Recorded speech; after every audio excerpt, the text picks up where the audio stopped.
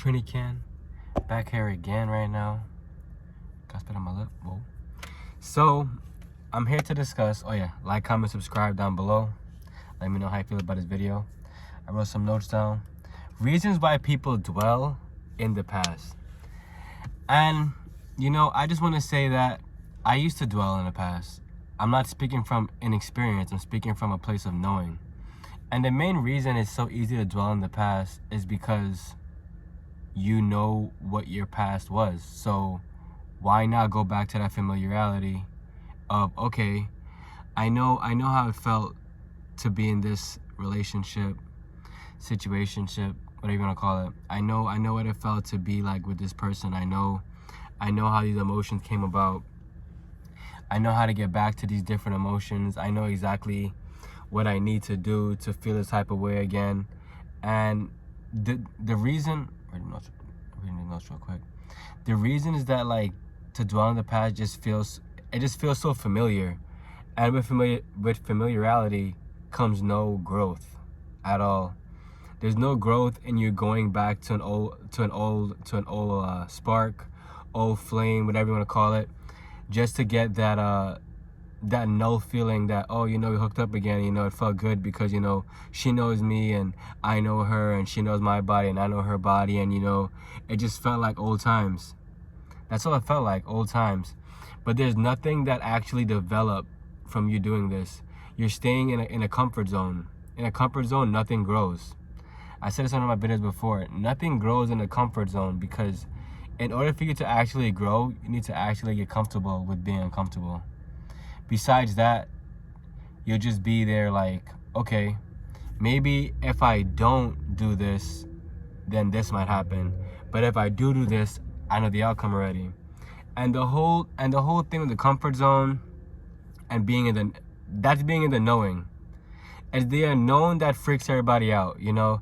It's the unknown, not knowing, like, oh, if I do this, what will be the outcome of this? If I talk to this girl over here that I see for the first time, or, you know, I'm out and I try this new food, or I go to a different beach, and, you know, it's just not knowing exactly where or what can come from the unknown. And then once you get over that hurdle of, like, you know, it wasn't so bad. You know, it wasn't so bad. I feel like I'm growing, and, you know, like, it's the unknown. It's the true unknown that freak people out. It's the unknown that, okay, I can fail doing this. For instance, right? I couldn't draw at first. I'll show you guys some drawings. This book is messed up. What is this? I don't know, but I drew it, and I enjoy drawing now. Yo, this book, like, got wet and shit. Let's find somewhere. Stuff like this. All these little things, right? When I was younger and I was drawing, people would be like, oh my God, how do you draw like that? And I'm like, I don't know. It's like pretty much what's in my head. And what's in my head comes into the paper. And when I was younger too, like, I would draw, and people would have, like, their arms would be like this. You can see, their arms would be like this. So their arms would be like this, and it would just be like, what's going on? What's going on? And it was just like an interesting process, you know? But now that I can draw, everything is better now. I need to wet my sweat from my forehead. It's getting hot.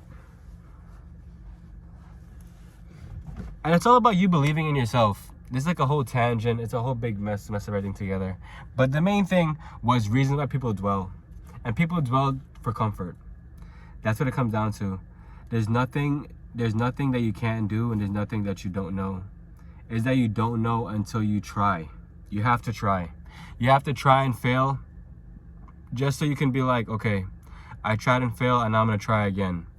And in this day and age, a lot of people don't like to feel the pain of growth. And I'm not saying, you know, you should go out there and not feel any pain. You're going to feel pain. Regardless of what you're doing, you're going to feel pain. It's because it's so new to you. For instance, once again, I'll use myself an example.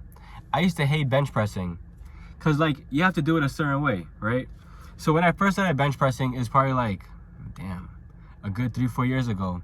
And I hated doing it because I never I actually took time to figure out how to do it.